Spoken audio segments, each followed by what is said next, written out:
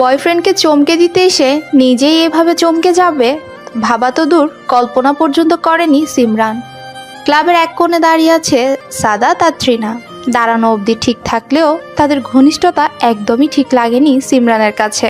সাদাত তৃণার কোমর জড়িয়ে ধরে কথা বলছে, তাও হেসে হেসে। হঠাৎ করেই তৃণা সাদাতের গালে হাত রেখে কিছুটা উঁচু হয়ে কপালে চুমু দিয়ে বলতে লাগলো, নিজের বয়ফ্রেন্ডের অন্য একটা মেয়ের সাথে দেখতে কার ভালো লাগে সাদাত? এমনকি কাজিন হিসেবে পরিচয় দিতে হচ্ছে আমাকে। তৃণার চোয়ালে হাত রেখে কপাল মিশিয়ে সাদাত বলল, আর কয়েকটা দিন অপেক্ষা করো বেবি, বন্ধুদের সাথে বাজি ধরেছি। সিমরানকে আমার পিছু বাদর নাচালে কি হবে জানো তো কত টাকার বাজি এটা? তৃণা হেসে বলল, শুধুমাত্র এই জন্যই তো কষ্ট সহ্য করছি। কথাগুলো বলেই দুজন তাদের ভালোবাসা প্রকাশ করতে ব্যস্ত হয়ে পড়ল। সিমরান এক মুহূর্ত দেরি না করে ক্লাব থেকে বের হয়ে পড়ল। ভীষণ কান্না পাচ্ছে তার, যে সে কান্না নয়, ভয়ানক কান্না। বুকে এক প্রকার ব্যথা অনুভব করছে সে। বাসায় এসে ফ্রেশ হয়ে দরজা বন্ধ করে শুয়ে আছে। রাতে একটাই ফোন আসলো সাদাতের নাম্বার থেকে। গলা স্বাভাবিক করে ফোন রিসিভ করলো সে। হ্যালো জান, তোমাকে কতবার বলছি আজ আসতে, জানো কত মজা হয়েছে। সবাই খুব মজা করছে, শুধুমাত্র আমি ছাড়া। তোমাকে ছাড়া তো আমার এই জীবন আধার। ক্লাবের এক কোনায় বসে বসে শুধু তোমার কথাই ভেবেছি। সিমরান হাসলো। ওপাশ থেকে হাসির শব্দ শুনে সাদাত আবার বলে উঠল, আমার কথা শুনে তোমার হাসি পাচ্ছে? হাসি কেন পাবে আজব? আচ্ছা, আমাকে তোমার এত মনে পড়েছিল, একবারও তো ফোন দেওনি। ফোন দিলে অবশ্য মনটা ভালো থাকতো, তাই নয় কি? সাদাত কেসে উঠল। এক গ্লাস পানি পান করে গলাটা ঠিক করে আবারও আদরী ও অভিমানী সুরে বলল, কেন ফোন দিবা? তোমার সাথে তো আমার কোনো কথাই নেই। কতবার করে বলছি জান আসো, প্লিজ আসো, কিন্তু তুমি তো আসলেই না। সেই জন্যই তো রাগ করে ফোন দেই নাই। এখন দেখছি তোমার সাথে কথা না বলে থাকতে পারবো না, সেই জন্যই ফোন দিয়েছি। তুমি তো আবার কঠোর মেয়ে। এত ভালোবাসো আমায়? সন্দেহ আছে? আমাকে এতই ভালোবাসো সেই জন্য নিজের গার্লফ্রেন্ডকে ছেড়ে আমাকে পছন্দ করতে শুরু করে দিয়েছো? গার্লফ্রেন্ডকে কাজিন বানিয়ে দিয়েছো? তোমার ভালোবাসা তো একদম খাঁটি জান। তোমার এই ভালোবাসা তো লাইলি মজনুকেও হার মানাবে। হকচকিয়ে উঠল সাদাত।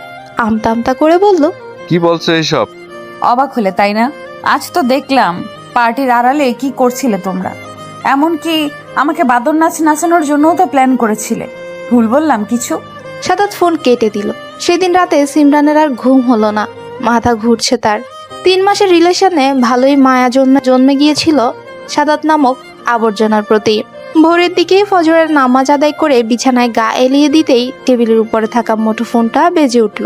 স্ক্রিনের উপর নওশিন নাম দেখে রিসিভ করতেই ওপাশ থেকে নওশিন বলে উঠল, সিমো, কি হয়েছে তোর? গতকাল লুকিয়ে পার্টিতে গিয়ে আবার কাউকে কিছু না বলেই চলে আসলি। সাদাতকে দেখলাম, তার কাজিন কি যেন নাম, হ্যাঁ তৃণা, ওর সাথে ভালোই ডান্স করেছে। ওদের ঘনিষ্ঠতা কিন্তু আমার একদম ঠিক লাগেনি। দীর্ঘ নিঃশ্বাস ছেড়ে সিমরান উত্তর দিল, ওরা কাজিন নয়, প্রেমিক প্রেমিকা। গতকালের ঘটনা সব খুলে বলল নওশিনের কাছে। নওশিনের রাগে ফুসফুস করে বলল, আগেই বলেছিলাম শালা চরিত্রহীন। আমি মানুষের চোখ দেখেই চিনতে পারি। তাছাড়া তৃণা মেয়েটা মিরমিরে টাইপের মেয়ে। এমন টাইপের মেয়েরা মোটেও ভালো হয় না। যে ছেলের চোখ সবসময় মেয়েদের দিকে তাকিয়ে থাকে সে ছেলে শুধু লুচুই নয়, লুচু নাম্বার 1। আমার ব্রেকআপ হওয়ার কথা শুনে তোর কি খুশি হচ্ছে? তোর গলার স্বর বলছে তুই ভীষণ খুশি। কারণ কি? আরে দোস্ত, খুশি তো হবই, কজ তোর লাইফ থেকে আবর্জনা পরিষ্কার হয়ে গেছে। তাহলে আমি খুশি হব নাকি পাড়াপড়শি খুশি হবে? দুজন কিছুক্ষণ কথা বলে ফোন কেটে দিল। সিমরানের চোখের ঘুম উধাও হয়ে গেল। সকাল 10টায় বাসা থেকে বের হয়ে রিক্সা নিয়ে সুপার মার্কেটের দিকে যাচ্ছিল সিমরান। মনে মনে সাদাতকে শিক্ষা দেওয়ার প্ল্যান করেছে। একটা শিক্ষা না দিয়ে সে কিছুতেই থাকতে পারবে না। রিক্সা থেকে নেমে ভাড়া দিয়ে যেই পেছনে ঘুরবে, 8 বছরের একটা বাচ্চা এসে ওর ওড়না ধরে বলতে লাগলো, ভাবি ভাবি তুমি এসেছো ভাবি। সিমরান বোকার মতো হেসে উঠল। আশপাশে সবাই তার দিকে তাকিয়ে আছে। সাদাত চোখ দুটি ছোট ছোট করে অবাক হওয়ার ভঙ্গি নিয়ে দাঁড়িয়ে আছে। সিমরান বাচ্চাটিকে নিয়ে সাদাতের সামনে গিয়ে দাঁড়ালো। রাগী গলায় বলল, লজ্জা করে না ছোট ভাইকে দিয়ে ভাবি বলাতে? তৃণা কোথায়? তাকে বলো ভাবি ডাকতেছে। বাজে কথা বন্ধ করো। এই ছেলেকে আমি চিনি না। আমি নিজেই তো অবাক। তোমার আবার কবে বিয়ে হলো সেই কথাই ভাবছি। তুমি তো দেখছি তলে তলে টেম্পু চালাও, আর আমাদের সবার সামনে বলো হরতাল। ভালো মানুষের আড়ালে থেকে কত কিছুই নয় করছো। সিমরান আর কিছু না ভেবে মার্কেটের সামনে সাদাতের গালে থাপ্পড় বসিয়ে দিল। বাসা থেকে এই প্ল্যান নিয়ে এসেছে সে। মার্কেট ভর্তি লোকের সামনে একটা মেয়ের হাতে দাবাং মার্কা চর খেয়ে মান সম্মান হারাবে সাদাত। লোক লজ্জার ভয়ে আর এমন বাজি ধরার সাহস সে পাবে না। সাদাত গালে হাত দিয়ে রাগী দৃষ্টিতে তাকিয়েছে সিমরানের উপর। সিমরান মুখে মিষ্টি হাসি দিয়ে বলল, আরো করবি কোনো মেয়ের সাথে এমন নাটক? আরেকবার যদি তোকে আমার সামনে পাই, হাত পা ভেঙে 3 রাস্তার মোড়ে বসিয়ে দিব বলে দিলাম। ছোট্ট ছেলেটি হেসে কুটি কুটি লাফিয়ে লাফিয়ে বলতে লাগলো, ইয়াহু, ভাবির কি সাহস! ভাবি আরেকটা চর মারো, আমি দেখবো। ছোট্ট অচেনা ছেলেটার কথাটা সিমরানের কাছে ভালোই লাগলো, তাই আরেকটা থাপ্পড় বসালো। সাদাত এবার রাগে গজগজ করতে করতে চর উঠাতে নিলেই পেছন থেকে কেউ ধরে ফেলে। ছোট্ট ছেলেটা ওই লোকটার কাছে গিয়ে বলল, ভাইয়া দেখো, এই পচা লোক ভাবিকে মারতে যাচ্ছে। লোকটি সাদাতের হাত মুচড়ে দিয়ে গরম চোখে বলল, একটা মেয়ের কাছে থাপ্পড় খেয়ে লজ্জা লাগে না? আবার থাপ্পড় মারতে যাচ্ছেন। এখন যদি এই মেয়ে জোরে চেঁচিয়ে ওঠে আর বলে আপনি বিরক্ত করছেন, তখন কি হবে জানেন আপনি? পাবলিক এসে আপনাকে এইখানে খুন করে ফেলবে রাগের বশে। কিছু করার আগে আশপাশটা দেখে নেবেন, ওকে? সাদাত লোকটির কথা শুনে তার আশপাশ ভালো করে দেখে লোকটিকে বলল, ধন্যবাদ আপনাকে। আর সিমরান, তোমাকে তো আমি দেখে নিব বলে দিলাম। সিমরানকে হুমকি দিয়ে চলে গেল সাদাত। সিমরানের রাগ এখন আকাশ ছোঁয়া। লোকটির দিকে তাকিয়ে চেঁচিয়ে উঠে বলল, আপনাকে আমি ভদ্র ছেলে ভেবেছি, কিন্তু আপনি তো দেখছি মিচকা শয়তান। আজ আপনার জন্যই আমি পাবলিকের হাতে সাদাতকে মার খাওয়াতে পারলাম না। লোকটি চোখ থেকে সানগ্লাস খুলে চোখ দুটো ছোট ছোট করে বলল, পাবলিক প্লেসে একটা ছেলের হাতে থাপ্পড় খেলে বুঝি খুব ভালো লাগতো। ওকে আসেন, আপনার ভালো লাগাটা আমি পূরণ করি। কোন গালে থাপ্পড় খাবেন, ডান নাকি বাম? অসভ্য লোক তো আপনি। এখন বুঝলাম কেন আপনার ভাই আমাকে ভাবি ডাকছে। যার বড় ভাই এমন অসভ্য, ছোট ভাই কেন হবে না? ছোট বাচ্চাটি প্যান্টের পকেট থেকে চশমা বের করে সিমরানকে চোখ টিপ দিয়ে বলল, বড় মিয়া তো বড় মিয়া, ছোট মিয়া তো সুবহানাল্লাহ। ভাবি যান, ভাবে আপনার কোনো বোন আছে আপনার মতো? মানে আপনার মতোই পুতুলের মতো? তাহলে আমিও ভাইয়ের মতো বিয়ে করতাম। এত ছোট ছেলের কথা শুনে সিমরানের চোখ চড়ক গাছ। কি বলে এই ছেলে? এই বয়সে যদি এমন পেকে যায় তাহলে বড় হলে কি না কি করবে। আল্লাহ আল্লাহ আল্লাহ বলে দ্রুতই পা চালিয়ে গেল সিমরান। পেছন থেকে ছোট ছেলেটি সিমরানের নাম আর ফোন নাম্বার জানতে চাইলো। সিমরান চলে যাওয়ার পর ছোট্ট ছেলেটি তার ভাইকে বলল, নের ভাইয়া দেখো, ভাবি চলে গেছে। যাবার আগে এটাই বললো না তার কোনো বোন আছে নাকি। এই নিবিড়কে এত বড় অপমান করলো ভাবি। এটার প্রতিশোধ তার বোন থাকলে তাকে দিয়ে অসুল করবো আমি। নিবিড়ের কথা শুনে হেসে দিল নীর। ছোট ভাইয়ের মাথায় হালকা চাপড় মেরে বলল, যাকে তাকে ভাবি ডাকা অফ কর ডাফার। এমন যদি করিস তাহলে আমি আর এই জীবনে বিয়ে করব না। এমনকি তোরও আর বিয়ে করা হবে না। বড় ভাইয়ের বিয়ে না হলে তো আর ছোট ভাই বিয়ে করতে পারে না, তাই না? গাল দুটো টমেটোর মতো করে চোখ ছোট করে কাদো কাদো ভাব নিয়ে বলল, আমি বিয়ে করব। একা একা পুতুল খেলা, গাড়ি খেলা, কানামাছি বা যে কোনো কিছু খেলা কি ভালো লাগে? একটা বউ থাকলে বউয়ের সাথে 24 ঘন্টা খেলতে পারবো। একা একা বোরিং তো হব না। নীর এবার পৃথিবী কাঁপানো হাসি দিয়ে বলল, বাহ, বিয়ে করার কারণ তাহলে খেলতে পারা। Good, very good idea. Chocolate চিবোতে চিবোতে নওশিন কলেজ গেট ধরে ক্লাসের উদ্দেশ্যে হাঁটছে। তার আজ খুব খুশি লাগছে। হঠাৎ এত খুশি লাগার কারণ সিমরানের কাছে অজানা। সন্ধিয়ার নজরে সে সিমরানের কার্যকলাপ পর্যবেক্ষণ করছে। কোনো কিছুতেই বুঝতে না পেরে বাঁকা চোখে তাকিয়ে বলল, আমার ব্রেকআপ হয়েছে সেজন্য তুই এত খুশি কেন? মনে হচ্ছে তুই চাইছিলি আমার এত বছর গড়ে ওঠা নতুন প্রেমের সম্পর্কটার বিচ্ছেদ ঘটুক। চকলেটের কাগজ জানলা দিয়ে বাইরে ছুঁড়ে মেরে পুরো চকলেট মুখে পুরে কি যেন বলল সে। সিমরান কিছু বুঝতে না পেরে বই নিয়ে গায়ে বাড়ি দিয়ে রাগী কণ্ঠে বলল, আগে খা, পরে উত্তর দে। তোর চকলেট খাওয়ার কথা বলা একই সাথে হওয়ায় কিছু বুঝিনি। বলেছি, গতকাল এক ছেলে রাস্তায় আমায় প্রপোজ করেছে। ছেলেটির হাতে ছিল সাদা গোলাপ, 3 বক্স চকলেট আর ঘর সাজানোর জন্য সুন্দর অনেকগুলো কার্ড। নওশিন কিছু বলার আগে সিমরান বলে উঠল, তার মানে তুই প্রেম করছিস? আজব তো, আমি কেন প্রেম করব? আমি ছেলেটার হাত থেকে গিফটগুলো নিয়ে আপন মামা বানিয়ে এসেছি। জানিসই তো আমার কোনো মামা নাই। আমি খুব অভাব বোধ করছিলাম একজন মামার, তাই তো ছেলেটার হাতের গিফটগুলো নিয়ে মামা বানিয়ে এসেছি। আমি তো আবার খুব দয়ালু, সহজে কেউ কিছু বললে না বলে থাকতে পারি না। নওশিনের কথা শুনে হাসি যেন থামছেই না সিমরানের। রাগে কাঁপিয়ে সে হাসছে, ক্লাস কাঁপিয়ে হাসছে সে। মনটা আজ তার ভালো হয়ে গেছে। 3 বক্স চকলেট থেকে একটা বক্স সিমরানকে দিয়ে নওশিন বলল, এই নে 1 বক্স। আমার মামা আর তোর মামা তো একই কথা। আর শোন, আজ আমার এক দুঃসম্পর্কের মামার জন্য নাকি মেয়ে দেখতে যাবে। শুনেছি পছন্দ হলেই নাকি কাবিন পড়িয়ে আসবে। তুই যাবি না? হুম, দুঃসম্পর্কের আত্মীয়, আব্বু যেতে পারে। দুজন কিছুক্ষণ কথা বলে ক্লাসে মনোযোগ দিল। তীব্র রোদে পা বাড়িয়ে হাঁটছে সিমরান। মাথার উপর দিয়ে পাখি উঠছে। গাছের নিচে দাঁড়িয়ে হাতকে দূরবীন বানিয়ে আকাশের দিকে তাকাতেই মনটা তার নেচে উঠল। মুক্ত আকাশে আজ কি সুন্দরভাবেই না পাখিগুলো উঠছে। পশু কিংবা পাখি কেউ কারোর সাথে বিশ্বাসঘাতকতা করে না মানুষের মতো।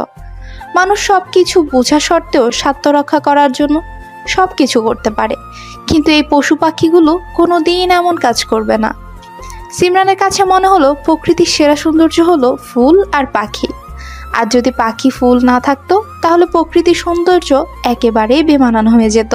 হঠাৎ গাছের পাশে একটি কোকিল পাখি কুহু কুহু করে ডাকতে ব্যস্ত হয়ে পড়ল। কোকিল পাখির সাথে যদি কেউ কুহু কুহু করে বলে ওঠে তাহলে সে রেগে আরো বারবার ডাকতে থাকে।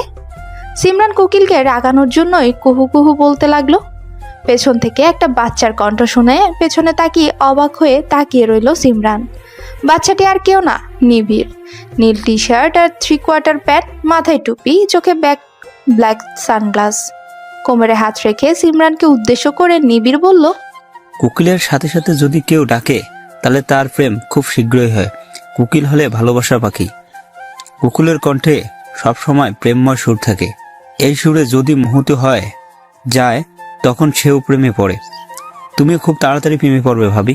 সিমরানের মুখে হা হয়ে আছে। এইটুকু ছেলে বলে কি? কথা শুনে মনে হচ্ছে প্রেম বিষয় নিয়ে সে পিএইচডি কমপ্লিট করে ফেলেছে। কিন্তু আজ মনকে শক্ত করে কঠোর হয়ে এই পিচ্চি ছেলেকে বকে দিবে সে, কঠিনতম বকা দিবে। আজ এই সিদ্ধান্ত নিয়ে চোখ পাকিয়ে বলল, এখনো দুধের দাঁত পড়ে নাই আর তুমি কি না প্রেম নিয়ে কথা বলছো? এখন তো কার্টুন দেখার বয়স তোমার। যাও বাসায় গিয়ে ভাব কমিয়ে কার্টুন দেখো। সামনে 2টা দাঁতের দিকে আকর্ষণ বাড়িয়ে সিমরানকে বলল, ভাবি আমি 2টা দাঁত জন্ম সময় থেকেই নিয়ে আসছি, তাই এই 2টা দাঁত দুধের সাথে দাঁত না, তাছাড়া একা একা কার্টুন দেখতে বোরিং লাগে। সেজন্যই তো বলছি, তোমার কোনো বোন আছে? আপন বোন না থাকলে চাচাতো বোন, ফুফাতো বোন, মামাতো বোন, খালাতো বোন আছে এমন কোনো বোন? সিমরান এইবার নিবিড়ের সামনে গিয়ে দাঁড়ালো। কিছুটা ঝুঁকে চোখ মুখ কুঞ্চিত করে বলল, তোমার সেই অসভ্য ফাজিল ভাইয়া তোমাকে এইসব শেখাচ্ছে তাই না? এই তোমার বাড়ির ফোন নাম্বার দাও তো, তোমাদের 2 ভাইয়ের নামে বিচার দিব। আইসক্রিম নিয়ে এগিয়ে আসছে নীল। সিমরানের কথা শুনে বলল, নাম্বার দেই আর আপনি প্রতিদিন বিরক্ত করুন, তাই তো? সকালে বিকালে রাতে ফোন দিয়ে জ্বালাতন করার জন্যই তো নাম্বার নিচ্ছেন। লজ্জা করে না একটা ছেলের ফোন নাম্বার চাইতে? বাসায় কি বাবা ভাই নাই? ইফটিজিং করা দণ্ডনীয় অপরাধ, জানেন না মিস? হকচকিয়ে উঠল সিমরান। কোনো কথা থেকে কোন কথাতে চলে গিয়েছে সব। 2 ভাই যে কথা বলার হেডমাস্টার খুব ভালোই বুঝতে পেরেছে সে। সিমরানের ইচ্ছে করছে পায়ের উপর পা তুলে ঝগড়া করতে, কিন্তু এই ছেলে 2টা মোটেও সুবিধার মনে হচ্ছে না, তাই মুখ ভেঙচি কেটে চলে গেল। সিমরান চলে যাওয়ার পর নিবিড়ের কান ধরে টান দিয়ে রাগী কণ্ঠে বলল, তোকে আর আমার সাথে কোথাও নিয়ে যাব না। যেখানে যাবি যে মেয়েকেই দেখবি আমার বউ বানিয়ে ফেলবি। বলি বাংলাদেশ জুড়ে সব মেয়ে কি আমার বউ?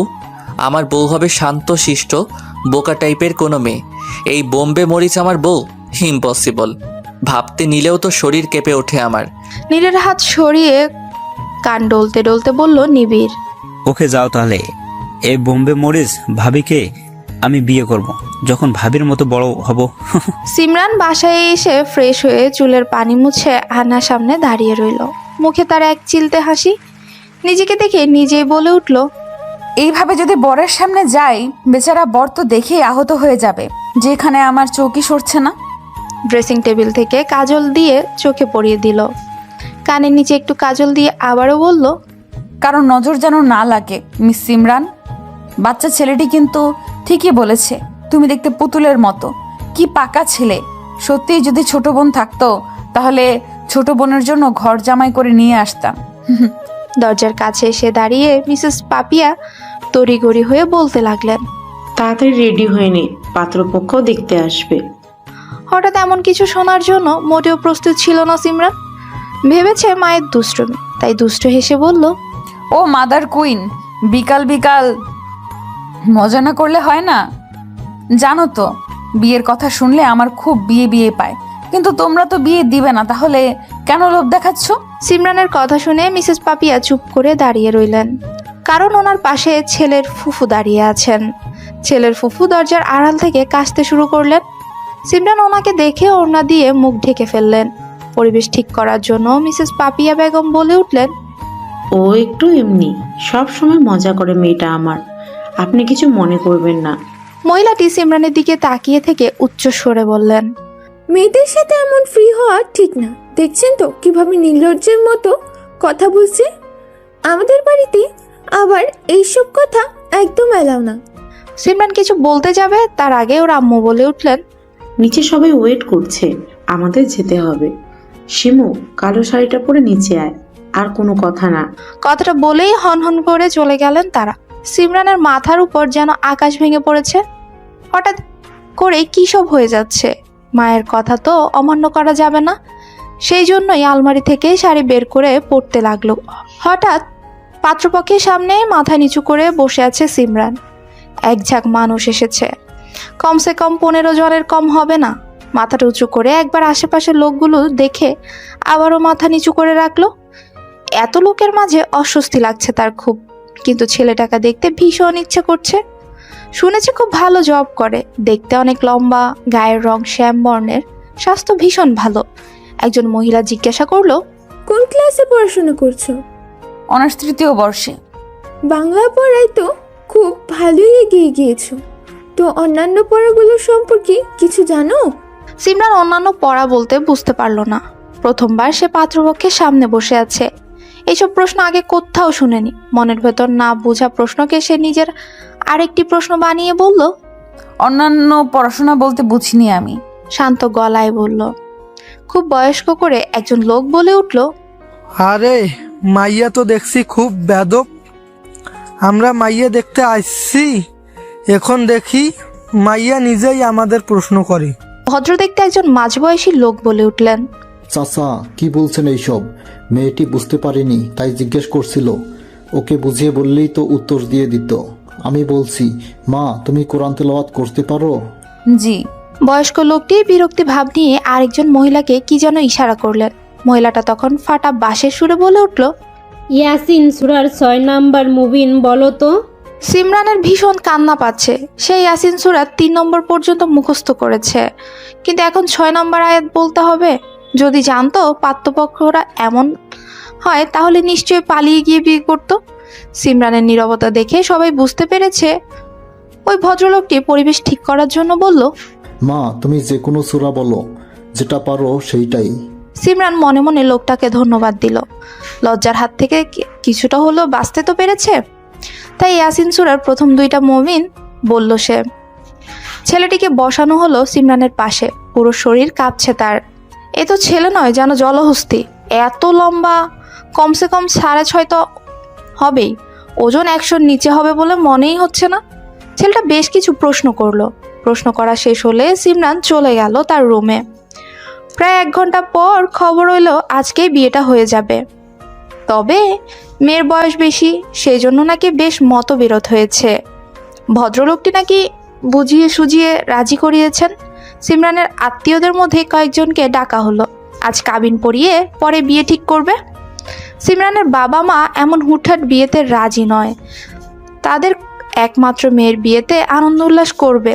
শেষমেশ সিদ্ধান্ত নেওয়া হলো জাস্ট কাবিন হবে। শুরু হলো সাজগোজ। কাবিন পড়ানোর ঠিক 10 মিনিট আগে আবারও ভেঙে গেল সিমরানের বিয়ে। ছেলেপক্ষরা কিছুতেই বিয়ের পর মেয়েকে পড়াবে না, কিন্তু সিমরানের বাবা কিছুতেই এই শর্তে রাজি হবে না। এর ফলে যদি মেয়ের বিয়ে ভেঙেও যায় তাহলে যাক, তবুও তার যেন কোনো আফসোসই নেই। বিয়েটা অবশেষে ভেঙে গেল। মানুষ ভর্তি লোক নিমিষেই চলে গেল। কথাটা শুনে সিমরান কিছুক্ষণ লুঙ্গি ড্যান্স দিতে লাগলো। ভয়ানক ফ্যামিলিতে সে কিছুতেই বিয়ে করতে চাইছিল না, কিন্তু পরিবারের জন্য মুখ ফুটে কিছু বলেনি। তবে ছেলেটি তার পরিবারের মতো ছিল না। আড়ালে সে বলে গিয়েছিল, আপনাকে আমার খুবই পছন্দ হয়েছিল, কিন্তু পরিবারের বাধ্যশীলে থাকায় আমার পছন্দ শুধু পছন্দই থেকে গেল। আমার আম্মু অসুস্থ, তাই ওনার সেবা যত্ন করার জন্য কাউকে দরকার। আমিও চাই না আমার জন্য আপনার ক্যারিয়ার নষ্ট হোক। ভালো থাকবেন, আর যদি পারেন আমার মতো খারাপ লোকটিকে ক্ষমা করে দিবেন। আমার পরিবারের বউ নয়, বুয়া খুঁজছে, অল্প বয়সী আর কম শিক্ষিত মেয়ে, যার সাথে যেমনই আচরণ করা যাক সে যেন সব সহ্য করতে পারে, মুখ ফুটে যেন কিছু বলতে না পারে। ছেলেটার কথায় কষ্ট ও লজ্জা দুইটাই ছিল। কেন যেন খুব ভালো লেগেছিল ছেলেটিকে সিমরানের কাছে, কিন্তু মুখে কিছু না বলে মিষ্টি হাসিতে বিদায় দিয়েছিল সেদিন। এইভাবে চলে গিয়েছিল 10টা দিন। সিমরানের পরিবার নিজেদের নিজেই দোষ দিচ্ছিল, বারবার অনুতাপ করছে কেন তারা প্রথমবারেই না কেন বলেনি। আবার এইটাও ঠিক করে নিয়েছে আজকের পর আগে ছেলের খোঁজ নিবে, তার পরিবারের খোঁজ নিবে, পরে মেয়েকে দেখাবে। গ্রন্থাগারে বসে আছে নওশিন আর সিমরান। হ্যারি পটার সিরিজের 3য় বইটি পড়তে ব্যস্ত নওশিন। সিমরান পড়ছে বুদ্ধদেব বসুর লেখা হলুদ বসন্ত। হঠাৎ কয়েকটি লাইন পড়ে সে বইটা রেখে দিল। ভালো লাগা আর ভালোবাসার পার্থক্যটা কোথায়? ভালো লাগলে মানুষ সে ভালো লাগাকে তার ইচ্ছাধীন করে রাখতে পারে, কিন্তু ভালোবাসলে মানুষ নিজেই সে ভালোবাসার ইচ্ছাধীন হয়ে থাকে। তার নিজের কোনো নিজস্ব সত্তা থাকে না। ভালোবাসা তাকে যা বলে পোষাপুষির মতো সেই তাই করে। লেখাগুলো বারবার পড়ে বিরক্তি নিয়ে বলল, ভালোবাসা কেন স্বাধীন হবে না? কেন একজন আরেকজনের ইচ্ছা মতো চলবে? তাহলেই তো খুব সহজে ভাঙন ধরবে। ভালোবাসা হওয়া উচিত মুক্ত পাখির মতো। পাখিরা যেমন নিজ আপন মনে আকাশে ডানা মেলে উড়ে, ঠিক তেমনি ভালোবাসার মানুষরা তাদের ইচ্ছা মতো উড়বে। নওশিন চট করে চেয়ার থেকে উঠে দাঁড়ালো। চেয়ারের শব্দ শুনে সিমরান তার দিকে তাকাতেই নওশিন বলে উঠল, আমিও আর জাদুর দেশে চলে যাব। দেখছিস ওই দেওয়ালটা? চোখ বন্ধ করে দৌড় দিব আর চলে যাব হ্যারি পটারের মতো। সিমরানের কিছু বলতে যাবে তার আগেই দৌড় দিল নওশিন। দেয়ালের বাড়ি খেয়ে মেঝেতে পড়ে আছে সে। সিমরান হাসতে হাসতে হঠাৎ চেয়ার থেকে পড়ে গেল। গ্রন্থাগারে বসে থাকা লোকজন সবাই অবাক চোখেই দুজনকে দেখতে লাগলো।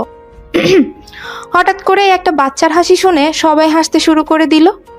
বাচ্চাটি এসে সিমরানের হাত ধরে টানতে টানতে বলল, অপরের দুঃখে যে হাসে তার দুঃখে পুরো লাইব্রেরি হাসে। ভবিষ্যৎ ছোট মিয়ার বউ। এই আবারও তুমি এখানে? আমাকে ফলো করছো তুমি? বসা থেকে উঠে হাত পা ঝেড়ে বলল সিমরান। নিবিড় তখন বলল, তুমি আমায় ফলো করছো? আমি তো সব সময় আসি এইখানে ভাইয়ার সাথে, বলি পছন্দ করে ভালো কথা সরাসরি বলতে পারো না? আমার মতো কিউট হ্যান্ডসাম সুপুরুষ ও ছড়ি 8 বছরের ছেলেকে যে কেউ দেখলে বিয়ে করার জন্য পাগল হয়ে যাবে। জানো, প্রতিদিন কোটি কোটি মেয়ের বিয়ের প্রস্তাব আসে আমার জন্য, কিন্তু আব্বুর বারণ করে দেয়। আমি নাকি ছোট, তাই। এখন তুমি বলো কোন অ্যাঞ্জেল দিয়ে আমাকে ছোট দেখা যায়? চোখ বড় বড় করে বলল সিমরান। হাইটে ছোট্ট হলেও কথায় পাকা। কেন যে তোমার আব্বু আম্মু তোমার বিয়ে দিচ্ছে না? এত বড় বুড়া ছেলের বিয়ে তো আরো 5 বছর আগে দেওয়া উচিত ছিল। 3 বছর বয়সে বিয়ে করা উচিত ছিল, তাহলে আজ তোমার 4 বছর একটা বাচ্চা থাকতো। সিমরানের কথাটা ভীষণ মনে ধরলো নিবিড়ের। সিমরানের হাত ধরে টানতে টানতে বলল, আসো যাই তাহলে, আমরা বিয়ে করে ফেলি। জানো, আব্বু আম্মু বডিগার্ড ছাড়া রাস্তায় যেতে দেয় না। যদি কোনো সুন্দরী মেয়ে কিডন্যাপ করে নিয়ে যায়, সেজন্যই তো বডিগার্ড হিসেবে ভাইয়াকে পাঠায়। নিবিড়ের কথা শুনে পাশ থেকে নীর বলে উঠল, আমি তোর বডিগার্ড? অঙ্কে ফেল করেছিস তাই স্যার মেরেছে, সেই জন্য হিসু করেছিস। আবার ন্যাকা কান্না। স্যার ফোন দিয়েছে তোকে স্কুল থেকে নেওয়ার জন্য, সেই জন্যই তো গিয়েছিলাম। এখন আমি বডিগার্ড? যা, এখন থেকে স্যার মারলেও যাব না। সিমরানের হাত ছেড়ে দিয়ে নীরের হাত ধরে বলল, পাবলিক প্লেসে এসব কথা না বললেই নয়। চলো তো আমরা বাসায় যাই, পরে না হয় কথা বলবো। এই যে সুন্দরী আপু, আমি যাচ্ছি, অন্য একদিন কথা হবে, কেমন? নীর হাসতে হাসতে নিবিড়কে নিয়ে চলে যায়। সিমরান তো হাসতে হাসতে প্রায় মাটিতেই গড়াগড়ি খাবে। তখন হঠাৎ নওশিনের কথা মনে পড়তে গিয়ে দেখলো বেচারি অজ্ঞান হয়ে পড়ে আছে। লোকজনকে বলে বাইরে বেঞ্চে বসিয়ে মাথায় পানি ঢালতে লাগলো। আকাশটা আজ ভীষণ মেঘলা, একটু পরেই শুরু হবে তার ভয়ানক কান্না। আকাশ দেখে মনে হচ্ছে এই কান্না আজ সারাদিন চলবে। সেই কান্নার সাথে তাল মিলিয়ে চলবে সিমরানের কান্না। অপমান বোধ তাকে ঘিরে ধরেছে। লজ্জা অপমান বিনা কারণে কেউ পেয়ে থাকলে তার কষ্ট হয় ভীষণ। আজ সেদিনে দেখে যাওয়া পাত্রটির সাথে সিমরানের চাচাতো বোনের বিয়ে। সিমরানের চাচাতো বোন আইরিন মাত্র ক্লাস 10-এ উঠেছে। এই সময় বিয়ে ঠিক করা হয়েছে। আইরিনের বাবা মা এমন পাত্র কিছুতেই হাতছাড়া করতে চাচ্ছেন না, তাই মেয়ের শৈশব উপভোগ করার আগেই সংসারের ঝামেলায় ঠেলে দিলেন। ওনাদের মতে মেয়েদের এত পড়তে নেই, তখন বড়দের সাথে মাথা উঁচু করে কথা বলবে। সিমরানের বাবা মা খুবই বিরক্ত আইরিনের বাবা মায়ের উপর। বিয়ে ঠিক করেছে ভালো কথা, কিন্তু এই ছেলে কেন? অন্য কোনো ছেলের সাথে বিয়ে দিতেও তাদের আপত্তি ছিল না। যে ছেলের সাথে তাদের পরিবারের বড় মেয়ের সম্বন্ধ ঠিক হয়েছিল, আবার ভেঙেও গিয়েছে, সেই ছেলের সাথেই কেন বাড়ির ছোট মেয়ের বিয়ে হবে? রাগে তারা দরজা জানালা বন্ধ করে বসে আছেন।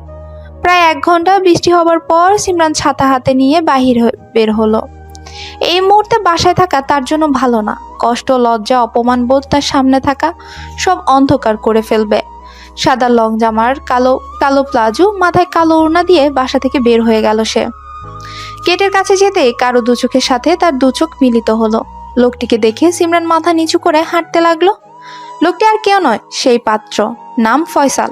সিমরানকে যতক্ষণ পর্যন্ত দেখা যাচ্ছে, ফয়সাল ততক্ষণ পর্যন্তই তাকিয়ে আছে। সে যে প্রথম দেখায় ভালোবেসে ফেলেছে, তার চোখগুলোই প্রধান সাক্ষী।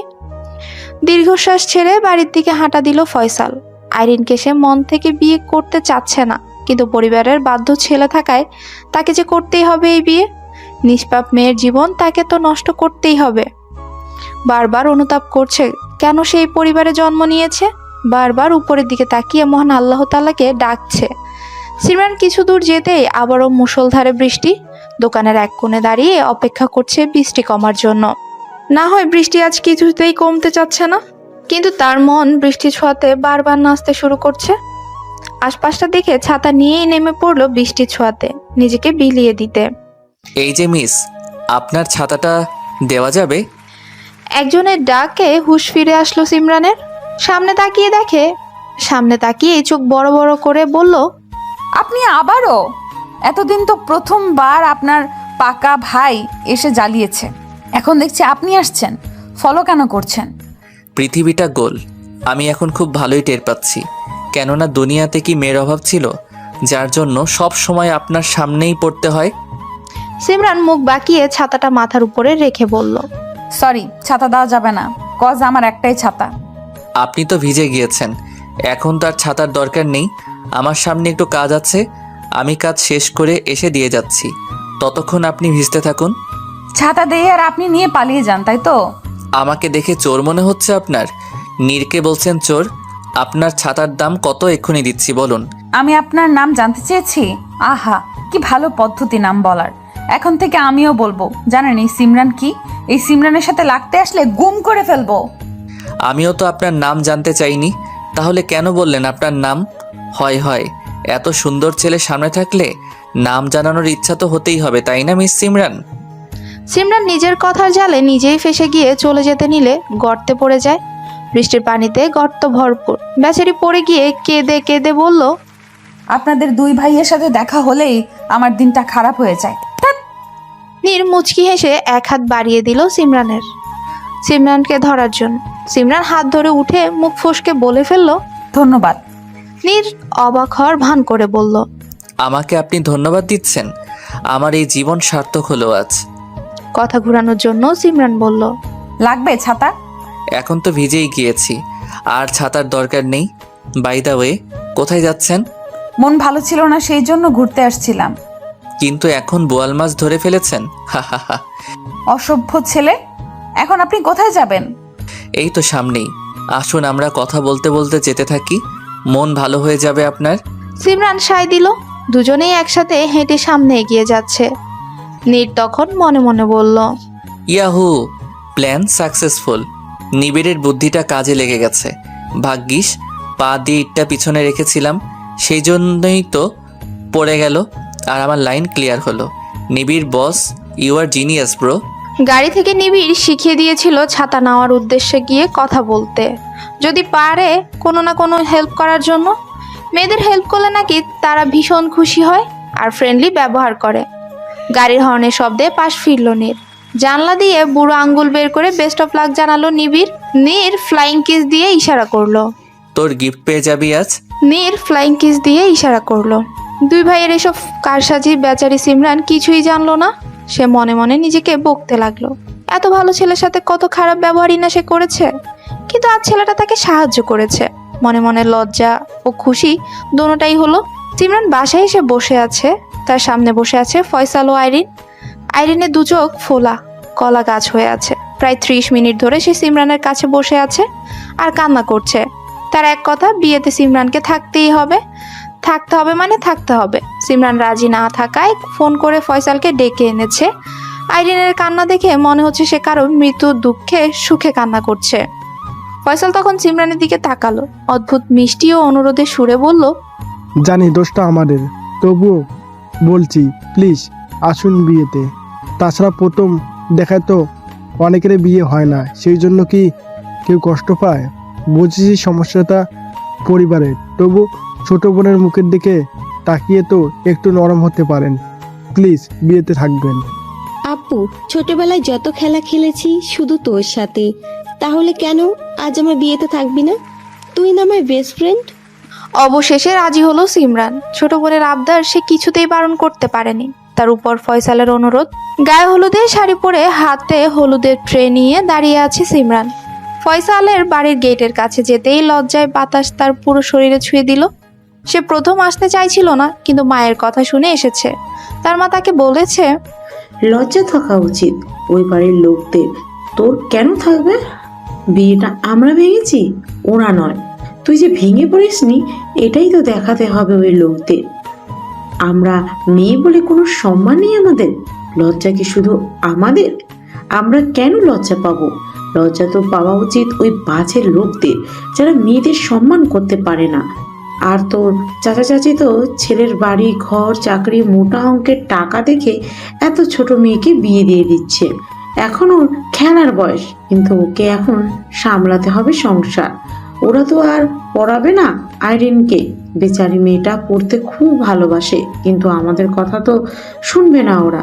এখন তুই ভালো মেয়ের মতো যা, আর ওদের সামনে হেসে হেসে ঘোরাঘুরি করবি। মেয়েদের মাথা নিচু করা ঠিক নয়, কজ মেয়েরা মা জাতি। মায়ের কথাগুলো বারবার রিপিট করছে সিমরানের কানে। পা চালিয়ে চলে গেল ভেতরে। ট্রে টেবিলের উপরে রেখে শাড়ি ঠিক করতে করতে অনেকগুলো রুমের পাশ দিয়ে সে হেঁটে যাচ্ছে। হঠাৎ একজোড়া হাত তাকে টেনে ভেতরে নিয়ে গেল। সামনে থাকা লোকটিকে দেখে চোখ বড় করে তাকিয়ে আছে সে। তার হাত ধরবে এই লোক সে ভাবতেও পারেনি। আচমকা কেউ হাত ধরে টান দিয়ে রুমের ভেতরে নিয়ে যাওয়াতে ভীষণ রকম ভয় পেয়ে গেল সিমরান। বন্ধ চোখগুলো ভয়ে ভয়ে মেলে তাকিয়ে সামনে থাকা লোকটির দিকে তাকিয়ে বলল, আপনি? লোকটি সিমরানকে দেওয়ালের সাথে মিশিয়ে খুব কাছে গিয়ে দাঁড়ালো।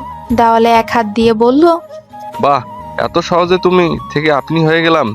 তোমাকে তো স্যালুট করা দরকার সিমরান জান। সাদাত, তুমি এখানে কেন এসেছো বা কি সম্পর্ক এসব জানার কোনো ইচ্ছে আমার নেই, কিন্তু তুমি আমাকে টাচ কেন করছো? রাগী কণ্ঠে সিমরান বলল। বরের বাড়িতে সাদাতকে দেখে সে অবাক হয়, তবে ভীষণ অবাক নয়। কজ বিয়ে বাড়িতে আত্মীয় স্বজন অনেকজনই তো আসতে পারে, হতে পারে সাদাত এই আত্মীয়র মধ্যে কেউ একজন। সেই জন্যই বিচলিত না হয়ে রাগ দেখালো তাকে স্পর্শ করার জন্য। সিমরানের কথা শুনে সাদাত সিমরানের শাড়ির আঁচলটা ধরে বলল, তোমাকে শাড়িতে খুব সুন্দর লাগছে জান। আজ যদি তৃণা না থাকতো তোমায় বিয়ে করে নিয়ে যেতাম। ছি, কতটা বাজে লোক হলে এমন কথা বলতে পারে। এখন তো মনে হচ্ছে তুমি তৃণাকে আদৌ ভালোবাসো কিনা। খারাপ ভঙ্গিমায় ইশারা করে বলল সাদাত। আমি তো সবাইকে ভালোবাসি, যাকে আমার চোখে সুন্দর দেখা যায় আমি তাকেই ভালোবাসি। তুমি যদি এখন আমাকে যেতে না দাও আমি চিৎকার করব বলে দিলাম। সাদাত তার দুই হাত সিমরানের দুপাশের দেয়ালে রেখে বলল, যাও, তোমাকে কি আমি ধরে রেখেছি?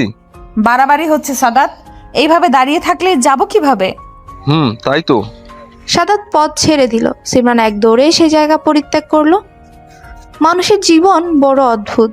যার সাথে দেখা করতে একদম ইচ্ছে করে না, কিন্তু দেখা যায়, বেলা শেষে তার সাথে দেখা হয়ে যায়। মনে প্রাণে যাকে মন থেকে ঘৃণা করা যায়, পরে দেখা যায় ওই মানুষটার প্রেমেই মানুষ হাবুডুবু খেতে হয়। মন মানসিকতা পরিবর্তন কখন কিভাবে হয় বোঝা মুশকিল। ঠিক এমনইভাবে নীর কিভাবে সিমরানকে পছন্দ করতে শুরু করেছে সে ভেবে পায় না। তবে তার এই দুই একদিনের পরিচয়ে পছন্দ কিংবা ভালোবাসা তৈরি হয়নি। আজ তার ভালোবাসার 3টি বছর হতে চলেছে। সিমরান তার কিছুই জানে না।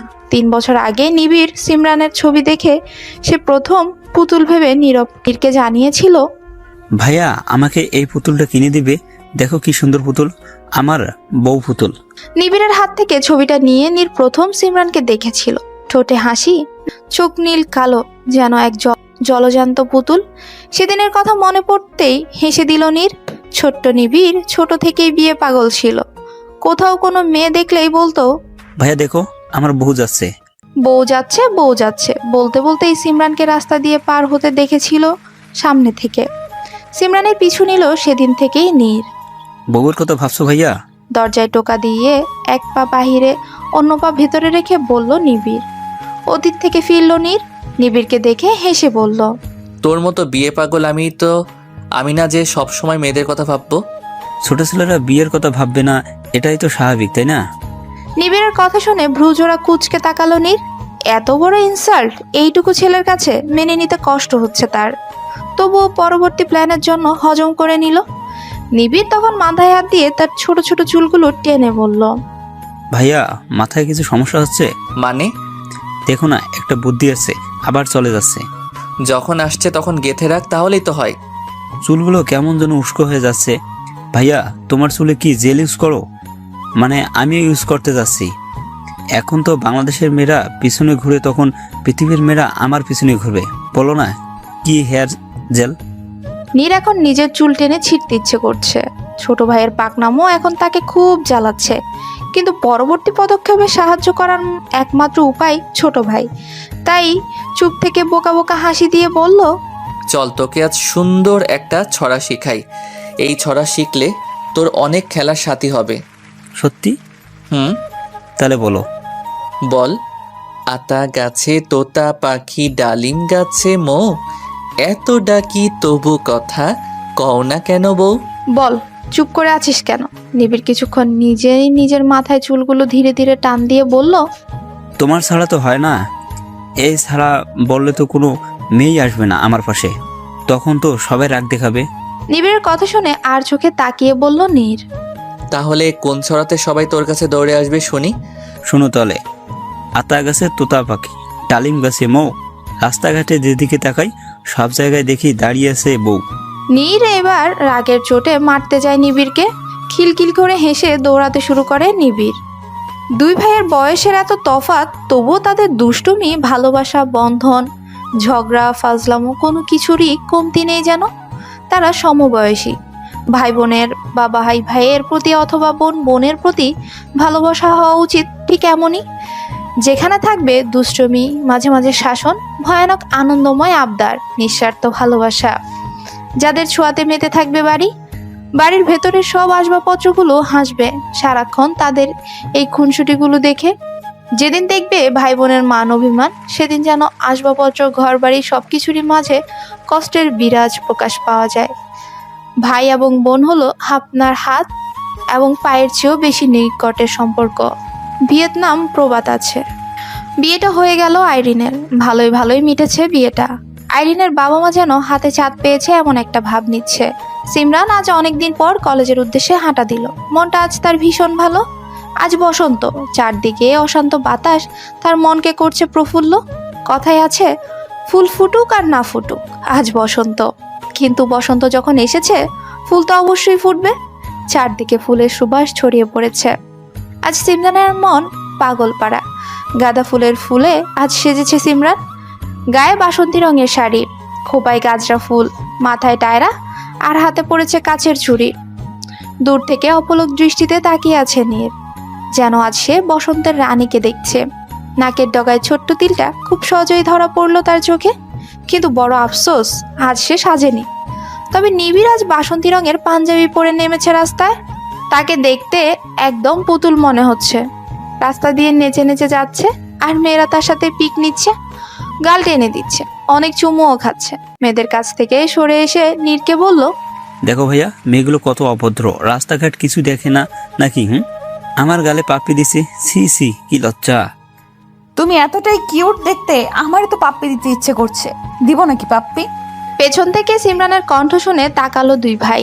নিবিড় দৌড়ে গিয়ে তার গাল পেতে বলল, ভাবি তোমার জন্য তো আমার গাল দুটো ফ্রি, নাও পাপ্পি দাও। সিমরান নিবিড়ের গালে পাপ্পি দিতেই নিবিড় চোখ টিপ দিল নীরের দিকে তাকিয়ে।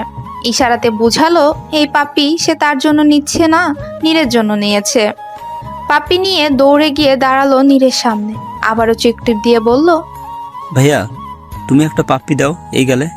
নীর পাপ্পি দেওয়ার পর নিবিড় মুখ চেপে হাসতে লাগলো। নীর রাগী চোখে তাকাতেই বলল, যার জন্য করিসরি সেই বলেছর, আব্বু বলছে সকালে। সিমরান এদিক ওদিক তাকিয়ে নওশিনের জন্য অপেক্ষা করছে। হঠাৎ তার চোখ জোড়া সামনে একজনকে দেখে আটকে গেল। মুখের হাসিটুকু নিমিষে উধাও হয়ে গেল। চোখের কোণে পানি এসে জমতে শুরু করলো। এ কাকে দেখছে সে? এতগুলো বছর ধরে যার জন্য সে অপেক্ষা করে আছে, আজ সে কিনা বিয়ের দিন রাতে বাবা মায়ের ঠিক করা ছেলেকে বিয়ে করবে না বলে পালিয়ে গিয়েছিল। সে তো 3 দিন সে অনেক বুঝিয়েছে, কিন্তু কেউ তার কথা শুনেনি। অতঃপর এক প্রকার বাধ্য হয়েই তাকে ত্যাগ করতে হলো পরিবার। আজ 10টি বছর পর সেতুকে দেখে সিমরানের চোখে পানি। সিমরানের খেলার সাথেই ভালোবাসা প্রকাশ করার একজন মাত্র ব্যক্তি ছিলেন সেতু। সেতু সম্পর্কে সিমরানের ফুফু হয়, নিজের নামের সাথে মিল রেখেই নাম রেখেছিল ভাতিজির।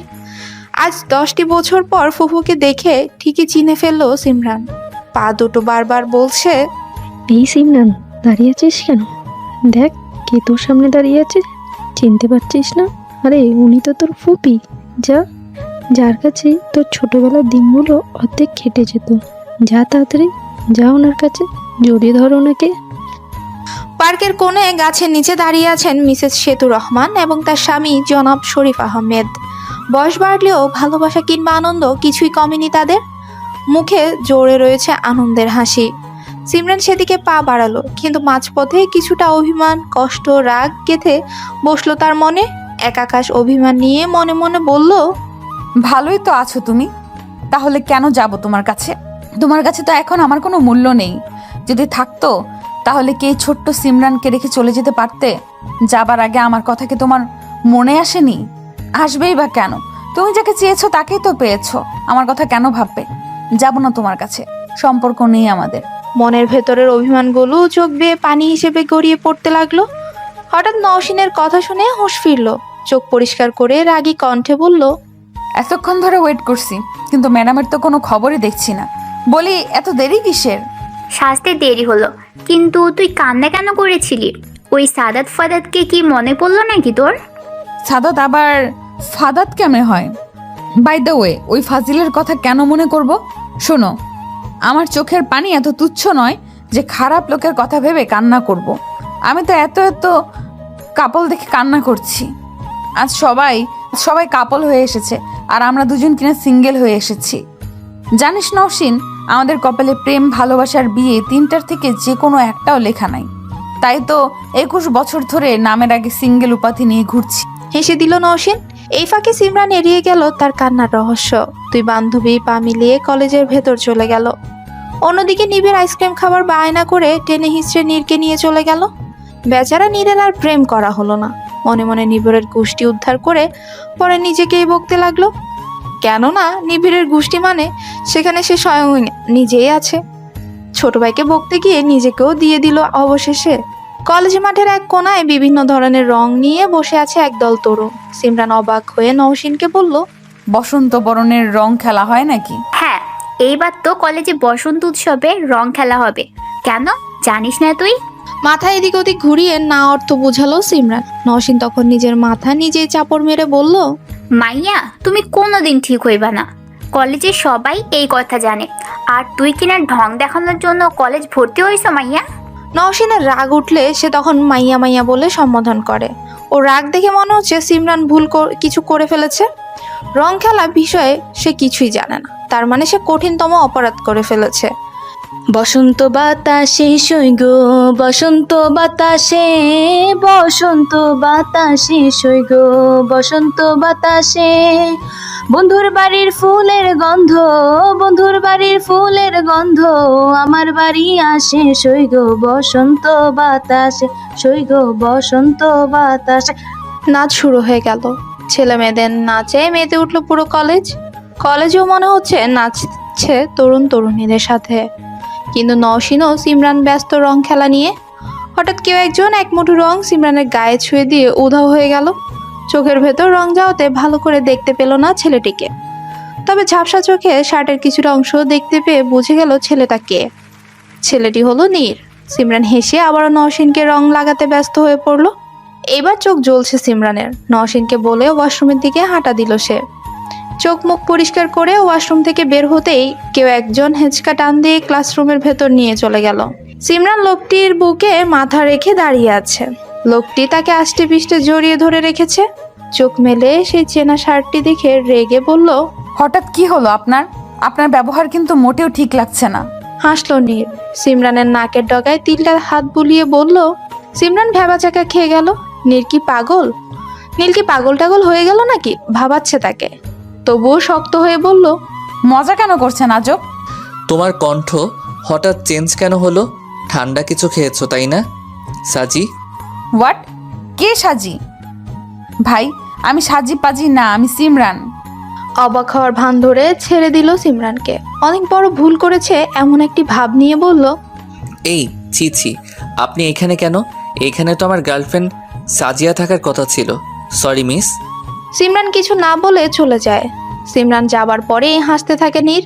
ইচ্ছে করেই সিমরানকে রাগিয়েছে সে। সিমরানকে রং লাগানোর পর এক চিলতে হাসি দেখেছিল দূর থেকে। হাসির কারণ সিমরান একটু একটু করে পছন্দ করতে শুরু করেছে।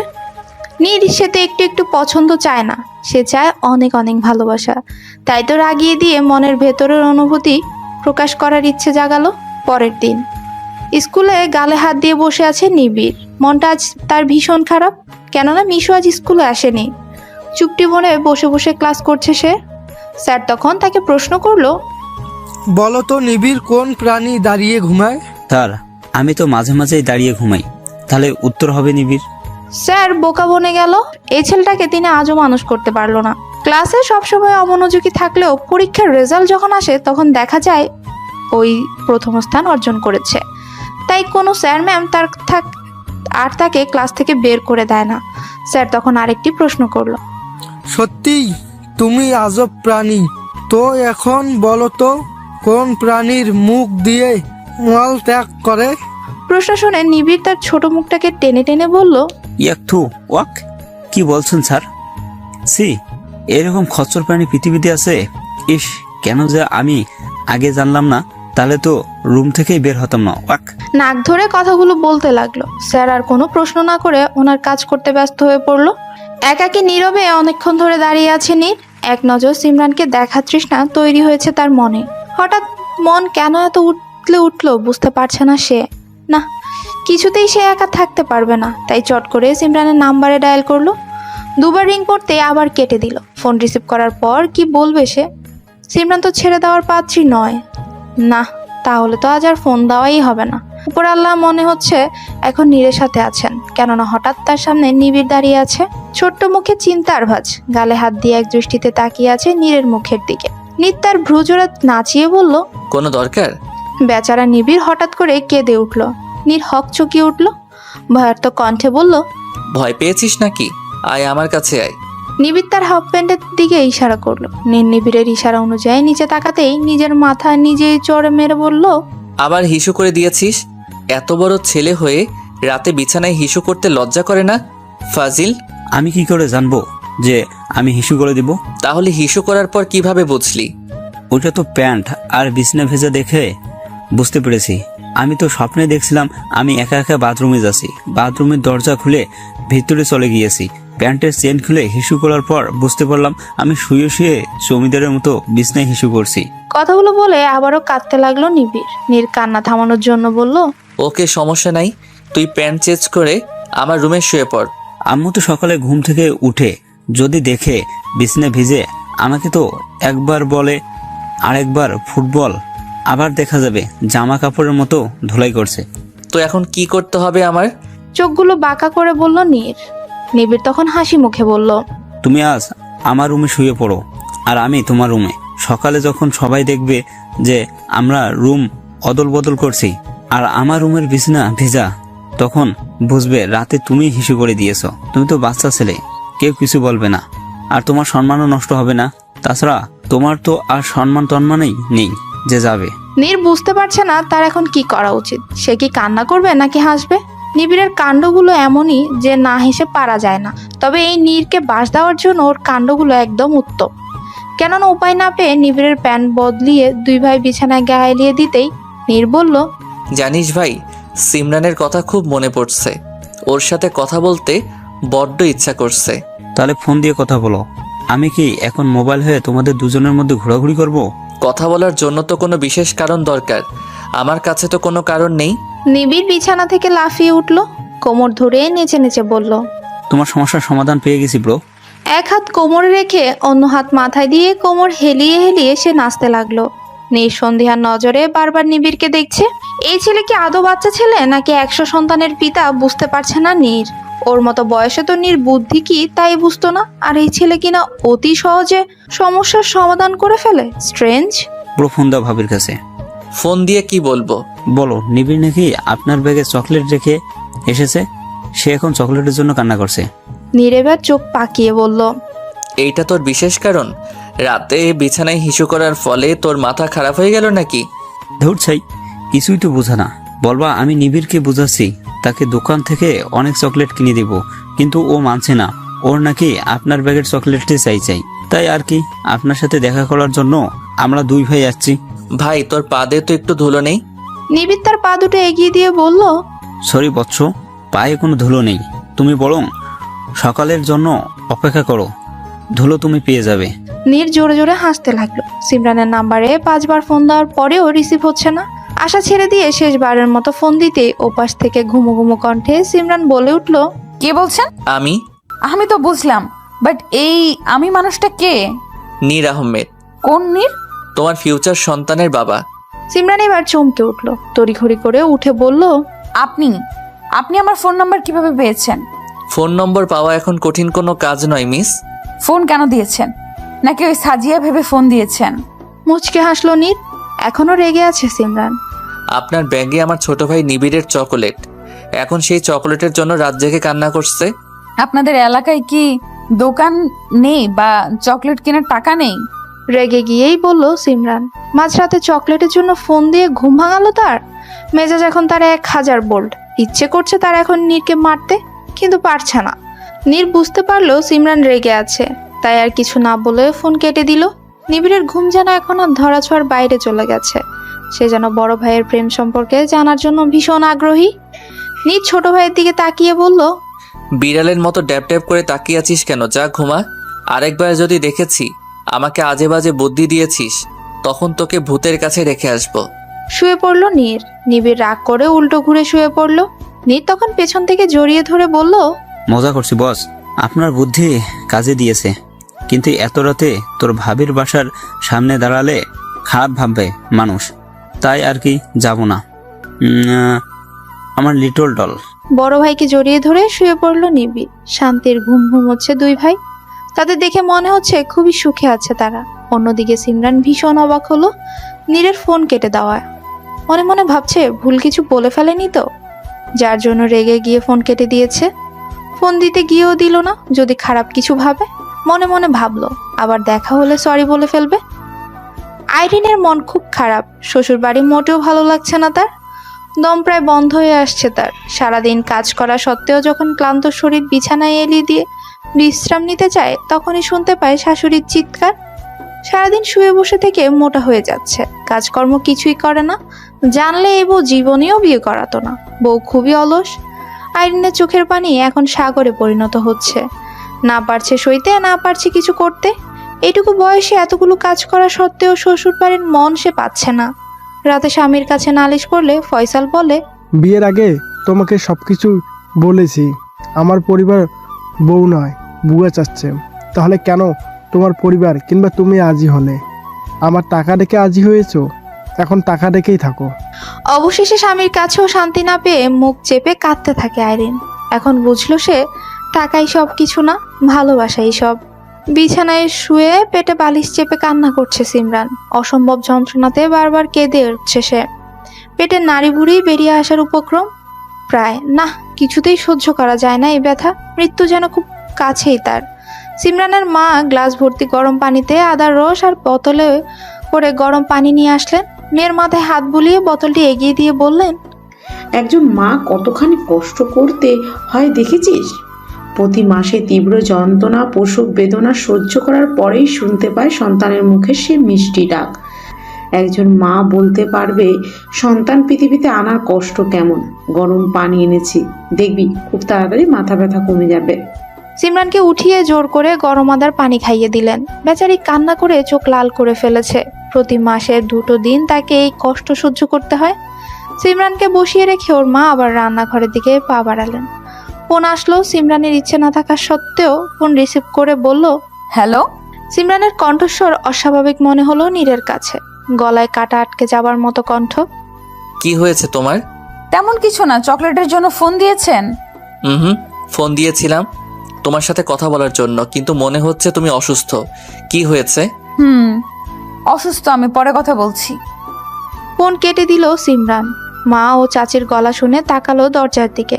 মায়ের হাতে একটা ডিম মাছ ভাজি দেখে প্রশ্ন করেছেন আইরিনের মা। ওনার মতে এই সময় নিরামিষ খেতে হবে। আমিষ জাতীয় খাবার শরীরের জন্য ঠিক না, পরে সমস্যা হতে পারে। মেয়েকে আদরে আদরে ব্রয়লার মুরগি বানিয়ে ফেলেছেন। একটু অসুখ হলেই বিছানা নিয়ে ফেলে। এই সমস্যা মনে হয় আর কারো হয় না। সিমরানের মা খাবারগুলো টেবিলের উপরে রাখলেন। আইরিনের মায়ের দিকে তাকিয়ে বললেন, মেনস্ট্রুয়াল চলাকালে মেয়েদের শারীরিক পুষ্টির চাহিদায় পরিবর্তন আসে। এর কারণ শুধুই হরমোন নয়, এই সময় মেয়েদের দেহে অনেক প্রয়োজনীয় ভিটামিন ও খনিজ হারায়। তাই দেহের পুষ্টি উপাদান ঠিক রাখতে এই সময় আমাদের অর্থাৎ মেয়েদের ডায়েট চার্ট মেনে চলা উচিত। তাহলে শরীরের যে ক্লান্তিময় সময় বা খাবারের প্রতি অনীহা দুর্বলতা ঠিক হয়ে যায়। এই সময় দেহ যে খনিজ সবচেয়ে বেশি পরিমাণে হারায় তা হলো আয়রন। ব্রোকলিতে প্রচুর পরিমাণে আয়রন থাকে। এছাড়াও আছে ফাইবার, ম্যাগনেসিয়াম এবং পটাশিয়াম। এই সময় এইসব উপাদান শরীরের শক্তি যোগাতে সাহায্য করবে। কলা একটি সুষম খাদ্য। কলা নারী দেহে প্রয়োজনীয় পুষ্টি যোগাতে সাহায্য করে। ডার্ক চকলেট প্রচুর পরিমাণে আয়রন, ম্যাগনেসিয়াম, অ্যান্টিঅক্সিডেন্টে ভরপুর থাকে। এছাড়াও ডার্ক চকলেট রক্ত সঞ্চালন স্বাভাবিক রাখতে সাহায্য করে। আদা পানি বা রস সাহায্য করে তলপেটের ব্যথা কমাতে। তলপেটের এই অসম্ভব ব্যথা কমাতে আদা অনেক গুরুত্বপূর্ণ ভূমিকা পালন করে। এই সময় যত বেশি ফল খাওয়া যাবে তা স্বাস্থ্যের জন্য তত বেশি উপকারে আসবে। কমলা ও লেবু বিশেষ করে প্রচুর পরিমাণে খেতে হবে। ভিটামিন জাতীয় খাবার খেতে হবে। দৈনিক 7 থেকে 8 ঘন্টা ঘুমাতে হবে, তাহলে শরীর ও মন ভালো থাকবে। আর তুমি এখনো পুরনো যুগে পড়ে আছো।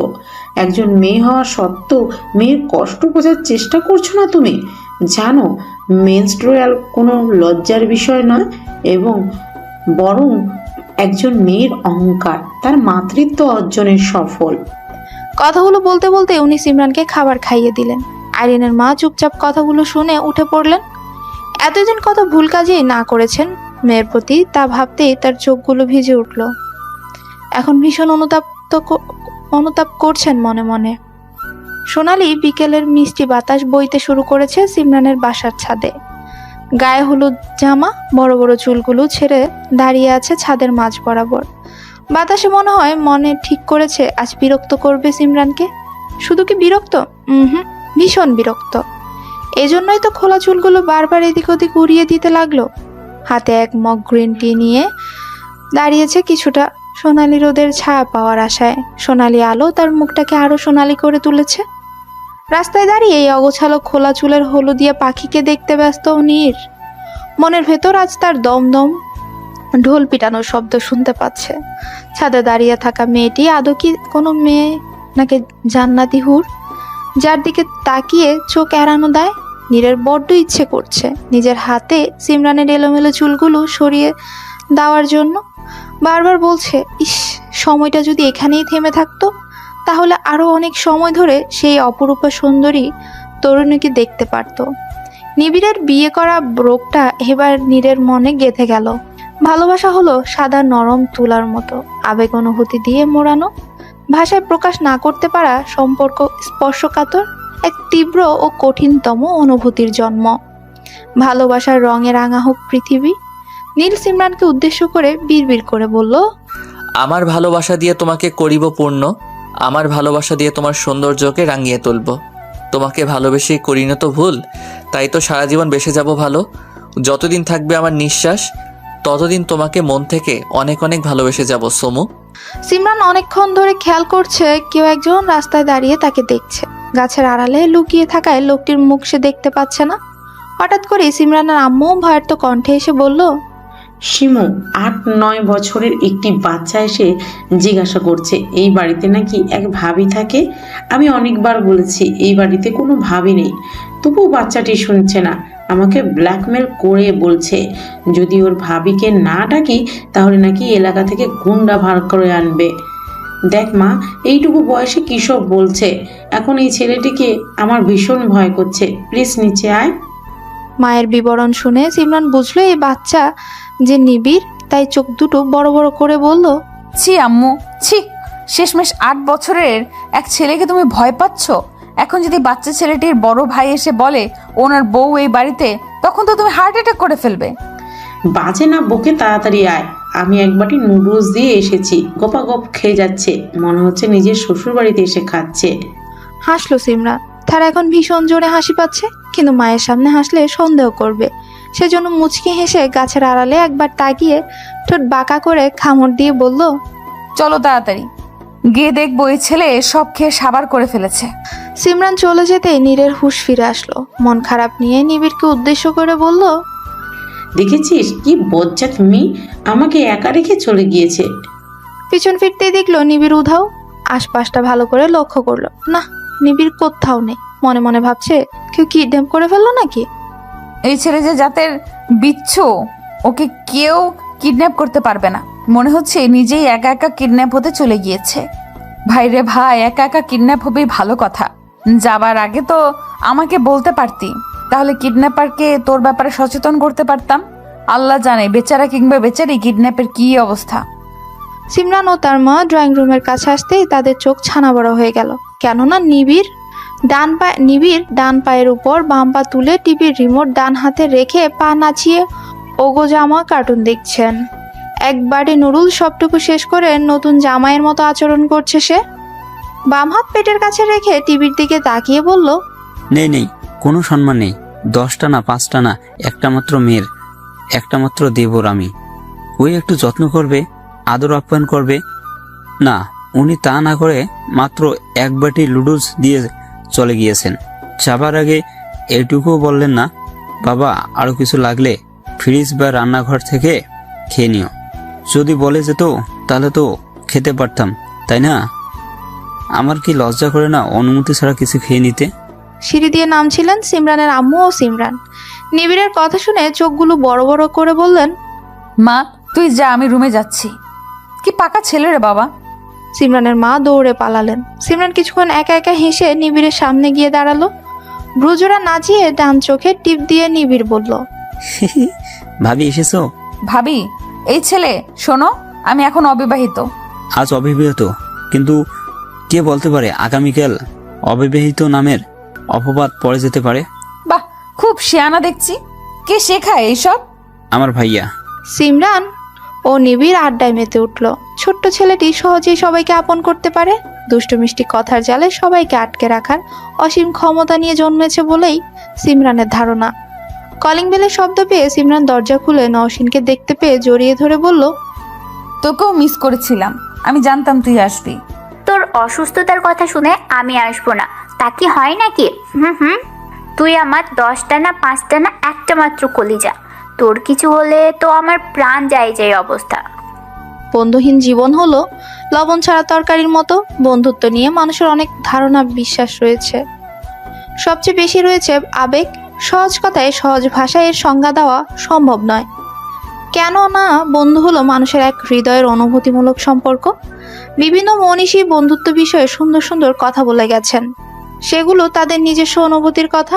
রক্ত দূরে চলে গেল, খাঁটি বন্ধু কোনোদিন সরে যায় না, ছায়ার মতো আশেপাশে থাকে। সেগুলো তাদের নিজস্ব অনুভূতির কথা। রক্ত দূরে চলে গেল, খাঁটি বন্ধু কোনোদিন সরে যায় না, ছায়ার মতো আশেপাশে থাকে। উইড্রো উইলসন বলেছেন, বন্ধুত্ব একমাত্র সিমেন্ট যা সবসময় পৃথিবীকে একত্র রাখতে পারবে। হাজার ঝড় তুফানে ভেঙে পড়ার আশঙ্কা কম। নওশীন সিমরানের পেছনে নিবিড়কে দেখে মুখে কিউট মার্কা হাসি দিয়ে বলল, ওয়াও, কি সুইট পুতুল একটা। ইস, গালগুলো তো একদম রসগোল্লা। নিবিড়ের গাল দুটো টেনে কিস দিয়ে সিমরানকে উদ্দেশ্য করে বলল নওশীন। সিমরান নিবিড়ের দিকে তাকিয়ে দেখলো নিবিড় রেগে আগুন হয়ে আছে। এক্ষুনি মনে হয় নওশীনের হাতে কামড় দিয়ে ফেলবে। নিবিড়কে শান্ত রাখার জন্য দাঁত বের করে হাসতে লাগলো সিমরান। নওশীনও নিবিড় সিমরানের হাসির অর্থ না বুঝে তাকিয়ে রইল। সিমরান হাসতে হাসতেই বলল, ও আমার দুঃসম্পর্কের এক আত্মীয়, আয় পরিচয় করিয়ে দেই। সিমরান পরিচয় করানোর পর রাগী কণ্ঠে কথা বলল নিবিড়। হঠাৎ করেই নওশীনের ডান হাতে কামড় দিয়ে বলল, আমার গাল দুটো রসগোল্লা, তাই না? এখন এই রসগোল্লার একটু কামড় তো খেতেই পারিও। আমার গাল দুটো শুধু আমার ভাবি আর ভাইয়ার জন্য বানানো, তোমার জন্য না, ওকে? নওশীন অবাক হওয়ার চরম পর্যায়ে চলে গেল।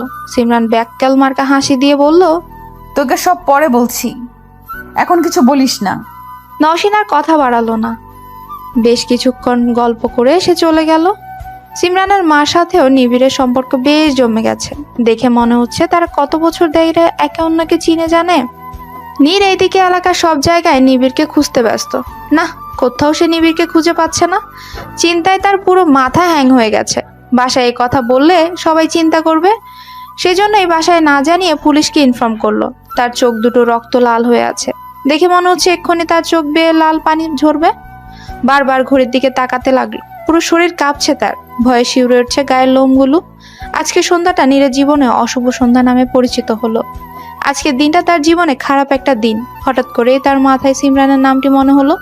নিবিড়ের চিন্তায় সে সিমরানের কথা প্রায় ভুলেই গিয়েছিল। তার মন একটা কথা বারবার বলছে, জীবনের সব সন্ধ্যাই অন্ধকারাচ্ছন্ন নয়। তার মধ্যে শুভ সন্ধ্যারও পদার্পণ ঘটে। সিমরানের ফোনে কল দিল, কিন্তু দুর্ভাগ্যবশত ফোন বন্ধ। মনে মনে বকতে লাগলো সিমরানকে, হয়তো এখন কাছে পেলে মেরেও ফেলতো। রাগটা কন্ট্রোল করে আবারও ফোন দিল, কিন্তু আগের মতোই ফোন অফ। সিমরানের বাসায় যেতে সময় লাগবে 2 থেকে 2.5 ঘন্টা। খুব জোরে নিঃশ্বাস ছেড়ে বাইক দিয়ে রওনা হলো সিমরানের বাসার উদ্দেশ্যে। এইদিকে সিমরানের ফোনে চার্জ নেই। নিবিড় গেমস খেলে সব চার্জ শেষ করে ফেলেছে। সিমরানের মনে নেই যে সে নিবিড়ের ব্যাপারে নীরকে কিছু বলেনি। আরামসে সে নিবিড়ের সাথে খেলতে ব্যস্ত। আজ যেন সিমরান আকাশের চাঁদ হাতে পেয়েছে। ছোট্ট নিবিড়ের সাথে সেও ছোট্ট বাচ্চা হয়ে গেছে। মনের ভেতর জেগে উঠেছে রংধনু। রংধনু যেমন 7 রঙা, তেমনি সিমরানের মনে আজ রঙের খেলা ধারণ করেছে। নিবিড় সিমরানের কোলে মাথা রেখে শান্ত বাচ্চাদের মতো ফেল করে তাকিয়ে আছে তার 2 চোখে। যেন এক অদ্ভুত মায়া। সে মায়ায় বারবার জড়িয়ে যাচ্ছে সিমরান। কি আছে এই ছেলেটার মধ্যে যা তাকে বারবার টানে? খুব আপন মনে হয় তার কাছে। রাত 10টা, নিবিড় ঘুমে আচ্ছন্ন। সিমরানকে জড়িয়ে ধরেই সে ঘুমোচ্ছে। তারও বেশ ঘুম পাচ্ছে। সেও ঘুমিয়ে পড়েছে ছোট্ট নিবিড়কে জড়িয়ে ধরে। কলিং বেলের শব্দ শুনে সিমরানের মা দরজা খুলে দেখলো তারই সামনে দাঁড়িয়ে আছে একজন সুদর্শন যুবক। যুবকটির মুখে চিন্তার ভাঁজ, চুলগুলো এলোমেলো হয়ে আছে, চোখ দুটো লাল বর্ণ ধারণ করেছে। কাকে চাই? সরি আন্টি, রাত করে বিরক্ত করার জন্য। আমার ছোট ভাই নিবিড় কি এইখানে আছে? নিবিড়ের নাম শুনে বাসার ভেতর প্রবেশ করতেই বলল নীরকে। সোফায় বসতে বলে 1 গ্লাস ঠান্ডা পানি আনতে গেলেন উনি। চিন্তা করো না, তোমার ভাই আমাদের বাসায় আছে। তোমাকে আমি ঠান্ডা পানি দিচ্ছি, খেয়ে পরে ভাইয়ের কাছে যাবে। মায়েদের কথায় যেন মধু মিশিয়ে থাকে। নীর কিছু না বলেই সে মিষ্টি কণ্ঠের কথায় মনোযোগ সহকারে শুনলো। মাথায় এদিক ওদিক খেলিয়ে হ্যাঁ বোধক অর্থ বোঝালো। 2 ঘন্টার রাস্তা 4 ঘন্টা লেগেছে নীরের। 2বার বাইক নষ্ট হয়ে যাওয়ায় রাস্তায় প্রচুর জ্যাম। সব মিলিয়ে সে আজ ভীষণ বিরক্ত। সিমরানের মায়ের দেওয়া ঠান্ডা পানিটুকু এক নিমেষেই শেষ করে বলল, আন্টি নিবিড় 2 তলার বাঁ দিকে 2য় রুমে আছে, তুমি যাও, আমি আসছি। নীর আর দাঁড়ালো না, দ্রুত পা চালিয়ে সে নিবিড়ের উদ্দেশ্যে হাঁটা দিল। রুমের দরজা খোলা থাকায় ভেতরে প্রবেশ করে দেখলো সিমরান ও নিবিড় একে অন্যকে জড়িয়ে ধরে ঘুমিয়ে আছে। এই দৃশ্যটা সে ফোনে বন্দি করতে চায়। দ্রুত গতিতে ফোন বের করে ছবি তুলে আবারও ফোন পকেটে রেখে দিল। এরই মাঝে আগমন ঘটে সিমরানের মায়ের। দেখো কেমন বাচ্চাদের ঘুমাচ্ছে 2 জন বাচ্চা। আমি তো নিবিড়কে ভেবেছিলাম রেখেই দিব। কি মিষ্টি ছেলে, যেমন তার কথা তেমন তার বুদ্ধি। হাসলো নীর। 10 মিনিট ধরে কথা বলছে নীর ও সিমরানের মা। কথার শব্দে ঘুম ভেঙে যায় সিমরানের। সামনে নীরকে দেখে একবার নিজের দিকে তাকিয়ে কাচুমাচু হয়ে বসে পড়ে, কেননা তার গায়ের ওড়নাটা নিবিড়ের হাত ও পেট পেঁচানো রয়েছে। সিমরানের মা আবারও কলিং বেলের শব্দ শুনে যেতে লাগলেন। নীরকে উদ্দেশ্য করে বললেন, শিমুর আব্বু এসেছো? দাঁড়াও, ওর সাথে পরিচয় করে দেবো তোমার। চলে গেলেন উনি। নীর এবার সিমরানের দিকে তাকালো। তার চোখ দুটো এখনো রাগে আগুন হয়ে আছে। হঠাৎ তার খেয়াল হলো সিমরান খুবই অস্বস্তিতে আছে। কারণটা বুঝতে পেরে নিবিড়কে কোলে নিয়ে নিল নীর। অন্যদিকে তাকিয়ে বলল, সমস্যা নেই, আমি এতটাও বাজে ছেলে নই, ওকে? সিমরান ওন্না নিয়ে কাপা কাপা গলায় বলল, আপনি এত রাতে এখানে? নাটক দেখানোর জন্য আসিনি। ফোন রিসিভ করেছো তুমি? রাগী ও ধমকে সুরে নীর কথাটা বলল। সিমরান ভয়ে চুপসে গেল। নীর রাগ দেখিয়ে আবার বলল, আমি তো তোমার বিরক্তির কারণ, তাই তো? আজ থেকে আমি বা আমার ভাই তোমার আশেপাশে আর কোনোদিন আসবো না। আমাকে কষ্ট দেওয়ার জন্যই কি আমাকে জানাওনি যে আমার ভাই এইখানে? আসলে আমার মনে ছিল না। অজুহাত ভালো ছিল, কিন্তু ভীষণ পুরনো। নতুন কিছু আবিষ্কার করতে পারলে না? সত্যি বলছি। আমি নিবিড়কে নিয়ে যাচ্ছি। যাবার পথে আন্টি আঙ্কেলের সাথে দেখা করে যাব, কিন্তু তোমার সাথে আমাদের আর ইচ্ছাকৃতভাবে কোনোদিন দেখা হবে না। ভালো থেকো, গুড বাই। আমি নিবিড়কে নিয়ে যাচ্ছি। যাওয়ার পথে আন্টি আঙ্কেলের সাথে দেখা করে যাব, কিন্তু তোমার সাথে আমাদের আর ইচ্ছাকৃতভাবে কোনোদিন দেখা হবে না। ভালো থেকো, গুড বাই। কথাটা বলেই নীর চলে গেল। নীর বাসায় এসে টাওয়াল নিয়ে উড়াধুরা নাচতে লাগলো। বেবি কাম কাম গানের মিউজিকে নাচছে সে। নিবিড় তার টলমল মায়াবী চোখ দিয়ে বড় ভাইয়ের দিকে অপলক দৃষ্টিতে তাকিয়ে আছে। বিছানার উপর পা তুলে গাল ফুলিয়ে বলল নিবিড়, এইভাবে পাগলের মতো নাচছো কেন? আজ তোর ভাবিকে এমনভাবে বলে আসছি, যার ফলে এখন তোর ভাবি আমার পিছনে ঘুরবে। এই বিয়ে মানি না আমি। নিবিড়ের কথা শুনে নীরের মিউজিক অফ হয়ে গেল। শুরু হলো বিরহের গান। বন্ধু যখন বউ লইয়া আমার বাড়ির সামনে দিয়া হাইটা যায়, বুকটা ফাইটা যায়। হঠাৎ কি হলো তোর? ভাবির কোনো ছোট বোন নাই, সেজন্য মানি নেই বিয়ে। নীরে সে নিবিড়ের কাছে বসলো, গালে হাত দিয়ে আদুরি কণ্ঠে বলল, চিন্তা করিস না, বিয়ের পর বউয়ের একটা উকিল মা বাবা হয়। ভাবতেছি উকিল বাবা মা এমন একজনকেই বানাবো যার 5টা সুন্দরী মেয়ে থাকবে। এখন বল, রাজি তুই? নিবিড় ভাবলো কিছুক্ষণ, ভেবেই চিনতে মিউজিক বাজিয়ে চেঁচিয়ে উঠে বলল, ও 5 বেবি কাম কাম। শার্ট খুলে কোমরে বেঁধে নাচছে নিবিড়। নীর চোখে কপালে তুলে বলল, জীবনেও ভালো হবি না তুই। নীল আকাশে সাদা সাদা মেঘের ভেলা উড়ে বেড়াচ্ছে। সেই আকাশের দিকে মুখ তুলে তাকিয়ে আছে সিমরান। আজ 3টে দিন ধরে সে নীর ও নিবিড়কে বড্ড মিস করছে। সিমরানের কালো মুখ দেখে নসীন সন্ধিয়ার নজরে বারবার দেখছে। প্রিয় বান্ধবীর হঠাৎ কি হলো কিছুই বুঝতে পারছে না সে। সিমরানের চোখ অনুযায়ী সেও তাকালো আকাশের দিকে। না, কোনো কিছুই দেখতে পাচ্ছে না সে। তাহলে সিমরান কি দেখছে? জিন নয় তো? মনে মনে বুকে ফু দিয়ে আয়তুল কুসরি পড়ে নিল। সাহস করে সিমরানকে ধাক্কা দিয়ে বলল, কোন জগতে চলে গিয়েছিলি তুই? ভূতের জগতে যাবি নাকি? জিন হলে যেতাম, ভূত বলে যাব না। নওশিনের কথা শুনে হেসে দিল সিমরান। নওশিন যেন এতক্ষণ ধরে এই হাসিটাই মিস করছিল। ফুচকা মামা 2 প্লেট ফুচকা টেবিলের উপরে রাখলো। ফুচকা দেখে নওশিন তাড়াতাড়ি টক মিশিয়ে খেতে লাগলো। সিমরান চুপচাপ খাচ্ছে। তখনই একজন ছেলে এসে বসলো তাদের পাশে।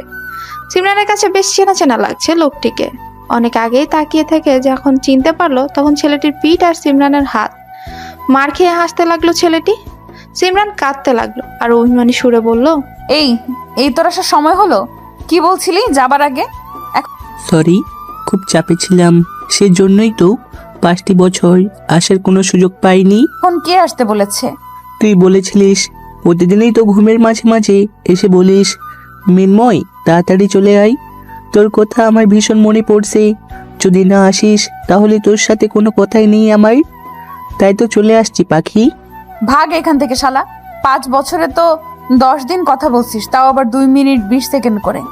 বাহ, হিসাব করে রেখেছিস দেখছি। বাই দ্য ওয়ে, এই রাক্ষসী কে রে? কখন থেকে দেখছি খেয়েই যাচ্ছে। নওশিন এতক্ষণ ধরে সিমরান ও মিন্ময়ের কথায় কান দেয়নি, কিন্তু যখনই তাকে রাক্ষসী বলা হয়েছে সে ফুচকা প্লেটে রেখেই রেগে আগুন হয়ে তাকিয়ে বলল, এই লোকটা কেন আবার এসেছে? 5 বছর ধরে তো শান্তিতে ছিলাম, তাহলে কেন আবার অশান্তিতে রাখার জন্য এসেছে?